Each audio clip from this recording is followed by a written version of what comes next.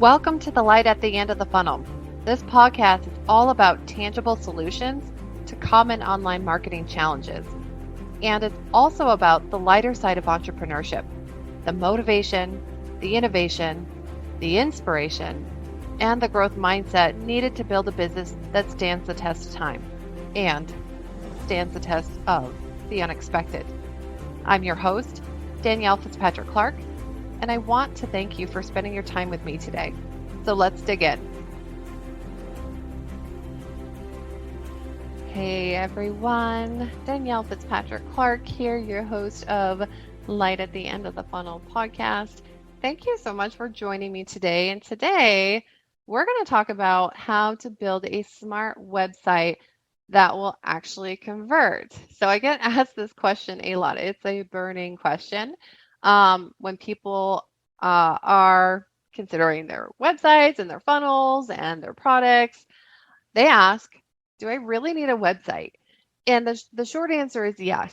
Yes, you need a website of sorts because you need to have those details so that your ideal clients know exactly what you're about, right? There's also a lot of other reasons. There's organic marketing. So we got our SEO built out, and that can really move things along as you're building your business and you're scaling. Now, here's the thing. I like to play in the gray a little bit here. It's because I'm a middle child. I think that's why. But does it mean that you need to have a 5-page, fully branded website starting out before you've even sold a program? No, no, it doesn't. Especially if you're getting going or if you're launching a new business or even another leg in your business and you want to have a website for that leg in your business, right? Or that vertical. People will call it a vertical, they'll call it another leg in the business. So no, you don't need that fully branded website for that. What you really need first and foremost is proof of concept. So I'm going to abbreviate this as POC. So proof of concept. So here, if you are a product developer in software, for example, the POC looks a little bit different. So it looks like demonstrating the need, discovering the right solution, creating a prototype, and then testing that prototype, gather and analyze and document that feedback from the prototype, and then present that POC. So present that proof of concept of that product, and then get approval to move forward into manufacturing it, right? And then going out and marketing it. So that's what it looks like for POC. When it comes to a product or a service or something like that, it's more of a physical.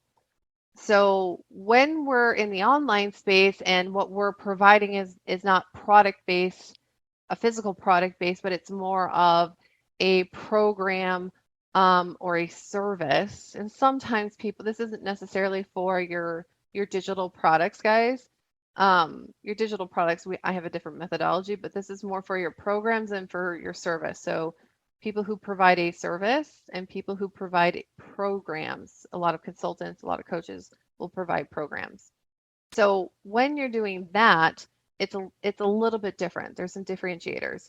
So the first thing is that discover your ideal client's need by asking the right questions and not necessarily doing an interview style market research. You can actually do it much more tactfully and so that people, they don't feel like they're put on the spotlight. So what I found with interviews and the way that I've seen it taught is that people will reach out to ideal clients and say, hey, I'm doing some market research. I'd love if you could answer this question or if you want to jump on a phone call.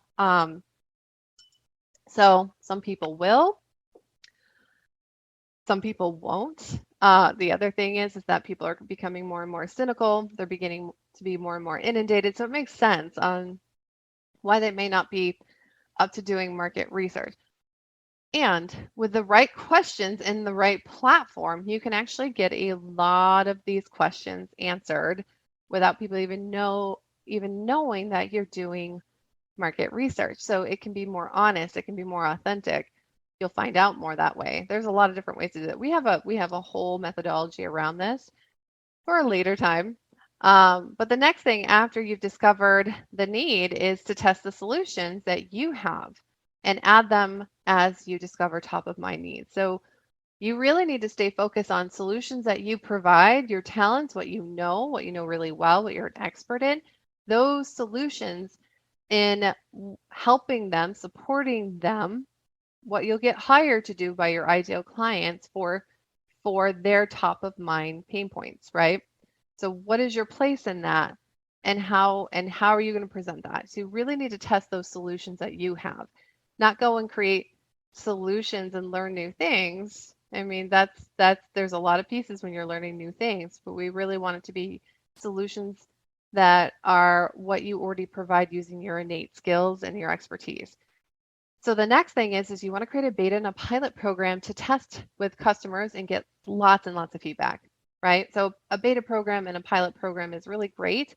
If it's new, maybe you've done a little bit of the research, asked really good questions, you have a solution, and you know that it works, then it's time to do a beta program or a pilot program. So once you've done that and you get a few people into that, or maybe several people into that, then you want to gather and analyze feedback and possibly create a level 2 if need be. So what I've noticed is that we will solve a problem, and a lot of times we will create a new one, or they'll just realize that, oh, this is actually my problem. I didn't even see that coming. That's okay. We have a next level for you. So this is while we really want to work with the top of mind because that's the information and that's the feedback that we get, and that's how you bring in people that like, this is really what I really need help with this. You will discover what it is that they also really need and that you probably knew that they need, but they didn't know they need. So a level 2 will help them uncover, not just, well, it'll give them what they want and it'll also give them what they need. So that's how we do a level 2, why we do a level 2, and how we make it a huge win for these guys.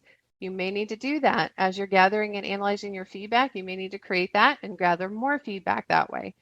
So after you've gotten that and you've decided on that, then it's time to market and sell that program. So once you've gotten the testimonials, you've gotten the feedback, you've gotten the analysis, you have proof of concept. And you can get more by asking for testimonials. I always ask for testimonials from those beta participants, and then you can go market and sell that program.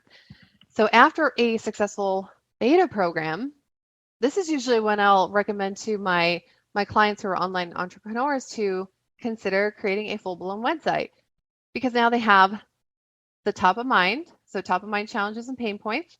They have a larger knowledge base of their ideal clients, especially when they have done the analyzing and gathering of feedback. They'll have a better knowledge base of their ideal clients and what it looks like to be their ideal client. They'll also have testimonials. They'll have a program or a service that has been proven, and they'll start having systems. So they'll start having the systems in their business. So then it makes sense to integrate that. So that is the next thing. So a website like this, like a really great full-blown website, it needs content. And content is challenging to come up with. And market research and analysis can be very time consuming and expensive. So this is why I like this POC approach. And then when we get that, then we create the website content from there. Now you'll notice that I said website content. I said website content.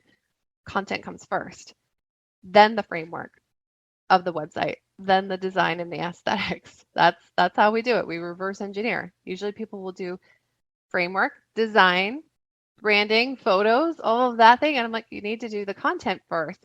And you want to do it when everything's still fresh. So when you're still thinking, you're still in that program, you can even start doing it when you're in the program with people in your beta program. That's when you want to do it. It's still fresh. You want to create that content. Then you start bringing in the framework of the website and the other pieces. So do you need something ahead of time as you market your new programs? A lot of people will say, I feel like I still need a website. And so this is what I say. I'm like, if you are very much I need all my ducks in a row because it's going to cause me too much anxiety to launch something if I don't feel like I have everything I need, then this isn't for you. Like, and I'll be real with you guys is that if it's a mind thing, if it's a mindset, like I really need to have this and it's causing you anxiety not to, then this is not for you. You need to be able to soothe your anxiety before you go out and launch something. It needs to feel not like you're gonna die. That's so. And yes, it's a mindset thing. I'm not a mindset coach. If you're in that and you really want to do this methodology, but you feel that, then I highly recommend going and getting a mindset coach so you can dig into what that deeper need is, because there's a deeper need there. So I will talk about it a little bit, but I know there's some fantastic mindset coaches that can help you through this glass ceiling um, part that you're in. So not for you, not right now. And if you need your ducks in a row and you're very anxious, that's not the space I want you guys to be in, or that I would recommend you be in when you're launching a new program. So for those of you that are like, I can do this and I want to do this and I like the idea of proof of concept first, here's your alternative to not having a full-blown website. You can have a one-pager. Before you get the one-pager, you do want to go ahead and grab the domain name. If you're still not sure what your brand is going to be called, the easiest alternative is to get a domain that is your name or close to your name, right? Even if you have a very common name, you can always put in your middle name. Maybe you put in your maiden name and then your last name. If you're a female, a married female, or some kind of version of that. But go ahead and find that and use that for your initial domain name. You can always change it and have that point to a one-pager template website. So there's a lot of, you don't have to do all of this on Word document. You can actually use platforms like Kartra is my favorite. And I did drop you guys a link if you wanted to get a 14-day trial for $1. That one's my favorite. Lead Pages is good. Entreport's good. ClickFunnels is good. There's a whole bunch of other ones too. Infusionsoft, Kajabi. It's really not my favorite. So I hate recommending it, but I know a lot of people use it in the coaching industry. So those are some alternatives, and I highly recommend Kartra. You guys can go ahead and try that 14-day trial.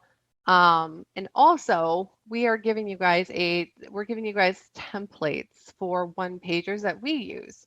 So that will be available on my website. You guys can go over to Light the Funnel and get the show notes, and then check out the new store with just the one-pager template, because that's all we've created so far. So that's an idea too, guys. So if you want to do that, you can. So we point your domain name to that one pager, and then your one pager can say website coming soon.